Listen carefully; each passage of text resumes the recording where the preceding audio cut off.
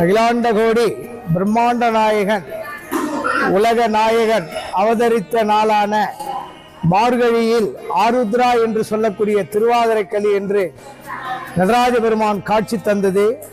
இன்று அவருடைய ஆகாயத்திலிருந்து இன்று அவதரித்த நாள் ஆகையால் வருடந்தோறும் வருகின்ற இந்த ஆருத்ரா தரிசனம் என்பது வெகு விமர்சையாக சிதம்பரம் கோவிலில் முதலாக அங்கிருந்து தோன்றப்பட்டதுதான் சிதம்பரம் நடராஜ பெருமானுடைய காட்சி.